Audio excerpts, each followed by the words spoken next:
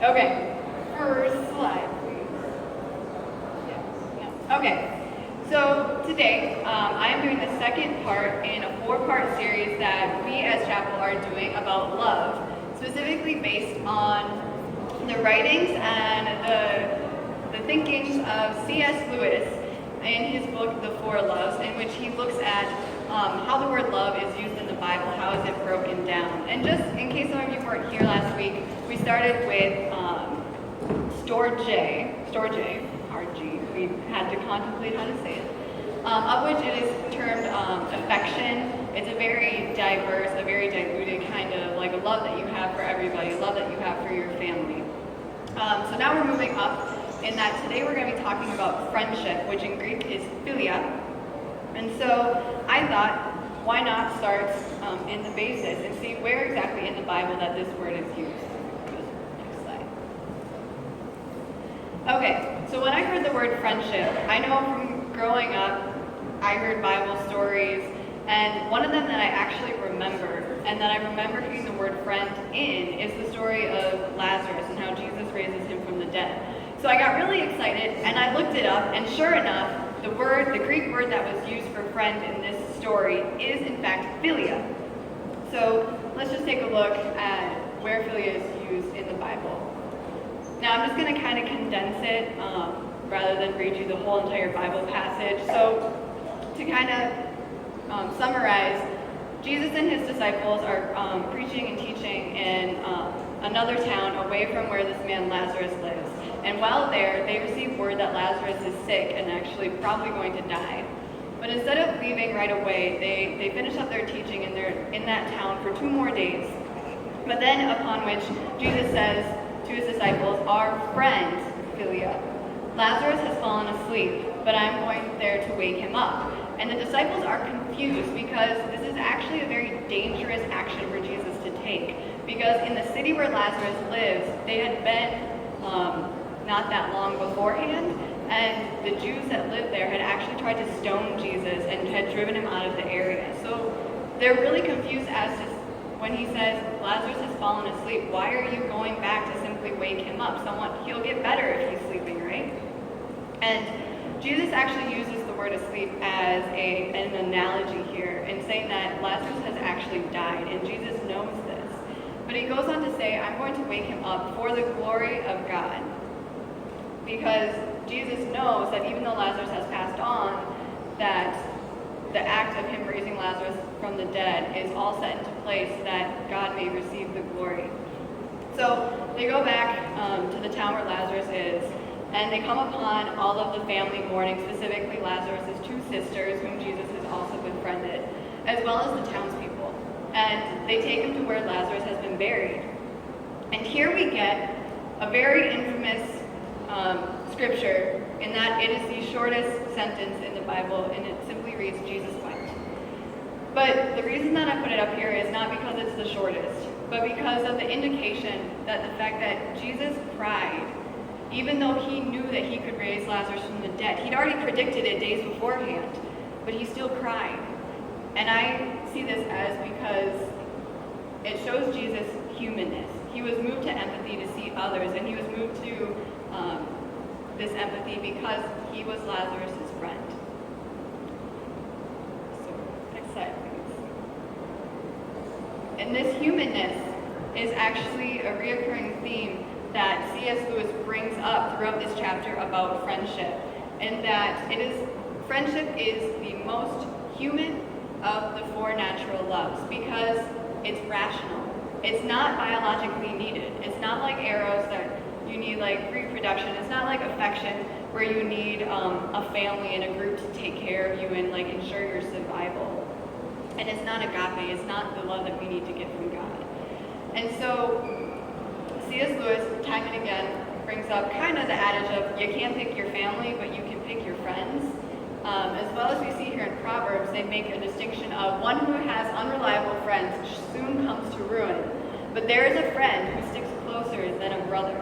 So once again, the Bible makes a distinction between a love that is for your family and a love that is for your friend, and how a true friend and a deep friendship can actually mean more. which, as I said, C.S. Lewis sees as making it a noble love. And I actually tend to agree. However, as you read further into it, C.S. Lewis starts to lament the loss of value that we have for this love.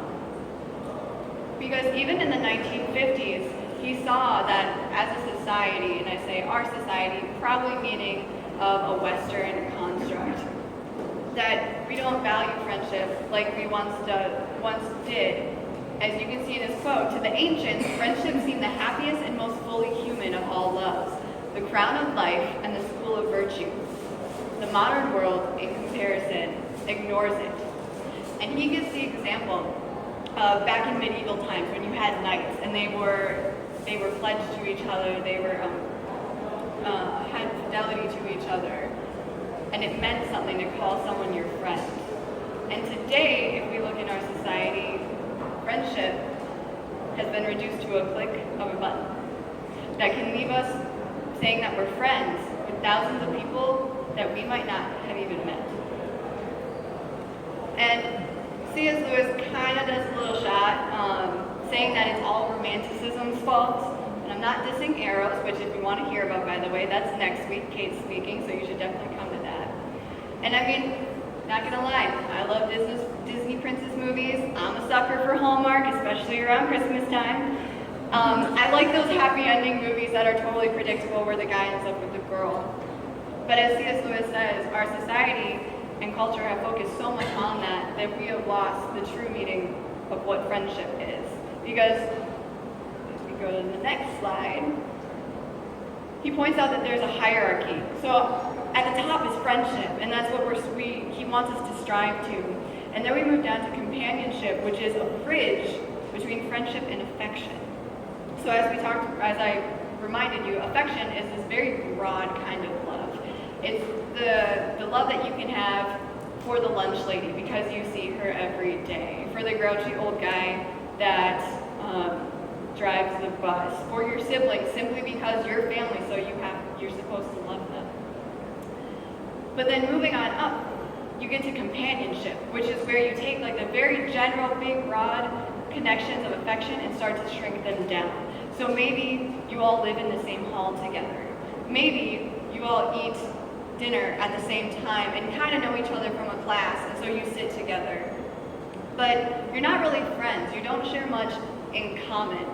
The best way that I can think about explaining this is kind of like talking shop. Have you ever seen like a bunch of old guys sitting around at a donut shop, and they may not really talk to each other outside of that time, but they're simply looking for something to do, and so there's something that binds them together, but really it's just the time and place. It's not anything they really have in common.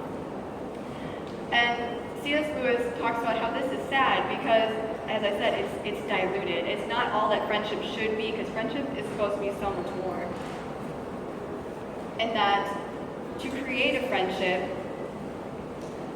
C.S. Lewis makes the point, and I, after reflecting on this and my own experiences, especially here at college, I do agree with it. And that friendship, you need a common interest in something.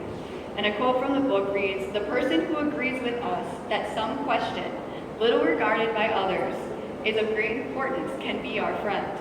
They need not even agree with us about the answer." And that you need to find a kindred spirit. That's a word that I know from Anne of Green Gables. It's a book series that's a favorite of mine.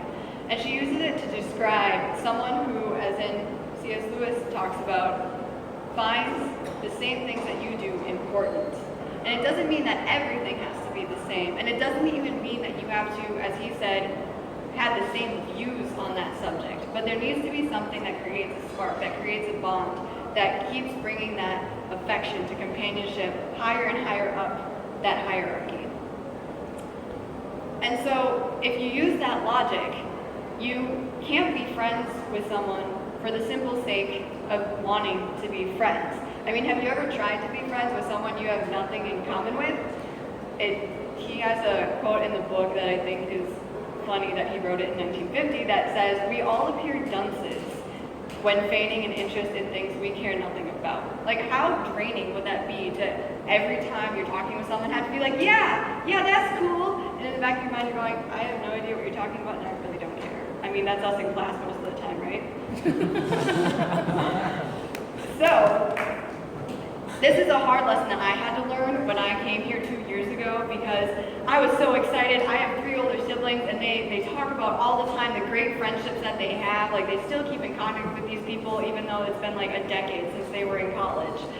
And so, I kid you not, every single person that first week that I talked to, in the back of my head, I was like, are we gonna be best friends? Like, is this gonna be the person that I'm gonna talk to for the rest of my life? Yep, I was a nerd. That's totally the thing. Own it.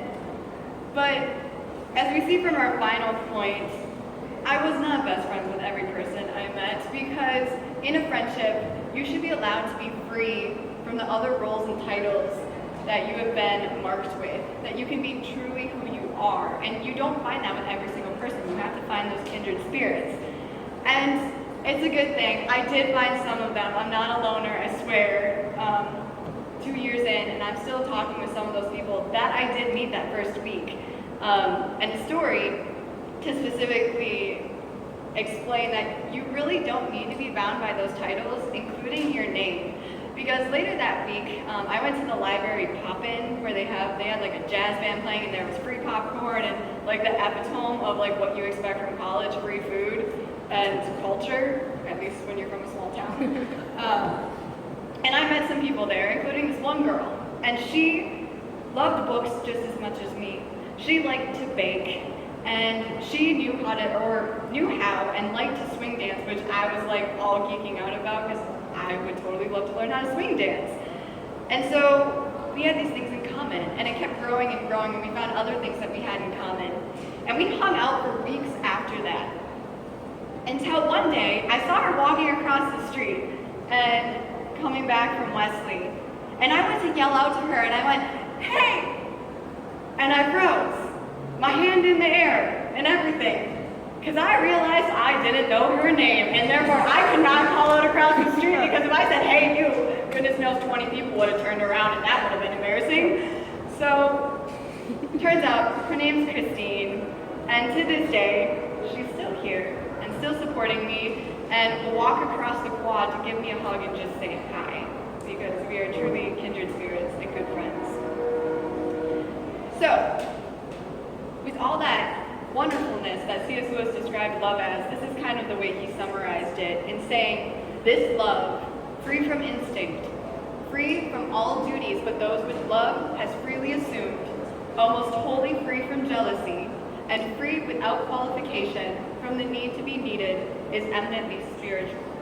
So not only does he see friendship, philia, as being noble, he sees it as being spiritual. Because when we're friends with someone, truly friends with someone, we not only get to share God by being ourselves with them, but we get to see God in them, and that compounds off of each other. The more friends that you add in, you get to see more and more of God. So last week, Kelsey shared a little bit about one of the bigger themes that C.S. Lewis describes in his book, which is need love versus gift love. And tonight, I'm going to share a little about nearness to God, which is another big theme idea. Because, like I said, in friendship, when we're bouncing that God off of each other, he describes it as being nearness to God, by likeness, which means he describes as being God has imprinted a likeness of himself in all of creation. And in our friendship, we get to, like I said, we get to compound that and show that. There's also a nearness by approach, which is through our efforts to become more holy and follow in God's example. And to kind of help make that distinction, he gives an analogy of going for a walk and trying to get from the top of the mountain back down to the town that you live in. Where if you were to sit at the tip of that cliff, you would be near the town by likeness, in terms of like near God in likeness, because you're physically not that far away from it. But in order to get to that town, you can't just jump off the edge and get there. You have to take the long way around, which is the nearness by approach. Because even though in like mile-wise, you might be farther away, to have to like go and take the road around that mountaintop to get all the way down into the valley, you're still on the track of getting closer to God. Okay. Coming up. So even though that this love, friendship, is spiritual, it's noble, it's the most human, it's not without its faults, just like affection. In fact, it kind of takes the level that affection creates in us versus them, in thinking of who you care about, and it takes it up to another level because you're specializing that love. You're creating a smaller coterie of people. And whenever that happens, there's a very easy transition from individual humility of being among your peers that can turn into corporate pride. And that in being humbled by saying, oh, I'm with all of these great people, I'm so happy to have these friends. When you put them all together, it can become a, look at us, we're a group of friends, you're not part of it. And so C.S. Lewis cautions against this us versus them, with the affection that is shown among friends, and calls us to focus on where this friendship comes from, and that it's a gift from God, and to stay humble in the fact that you have friends, that you have found that God has provided you with those people that care about the same thing and are meant to walk a similar path to give Him glory.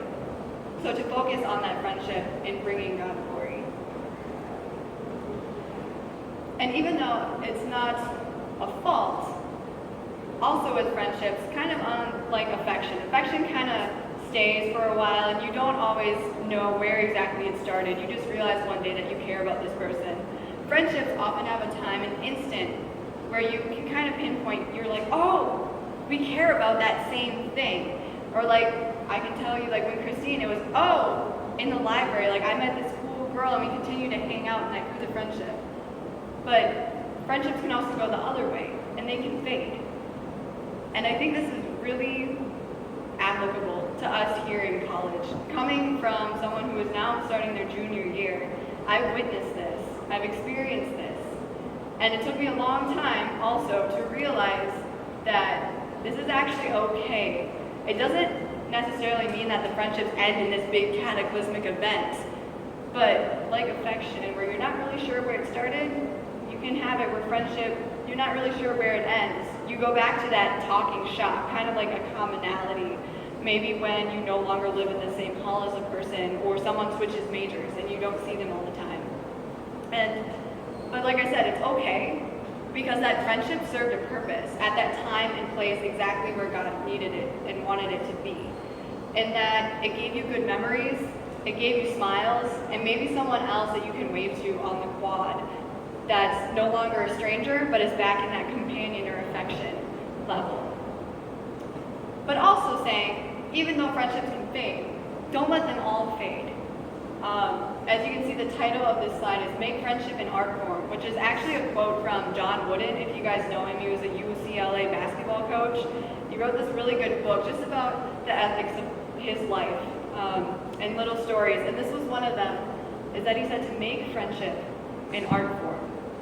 Seek out those kindred spirits who allow you to be exactly who you are, to fulfill that role that God has placed for you. Work at those relationships. Find out what makes that friend tick. Be there for them when they need it, and don't take them for granted. And be humbled by them every day in that you have this relationship and that it has been given to you by God. And just like Jesus did with his friendship with Lazarus, use your friendship to give God glory in the love that is shared between you and the love that you guys portray to everyone else.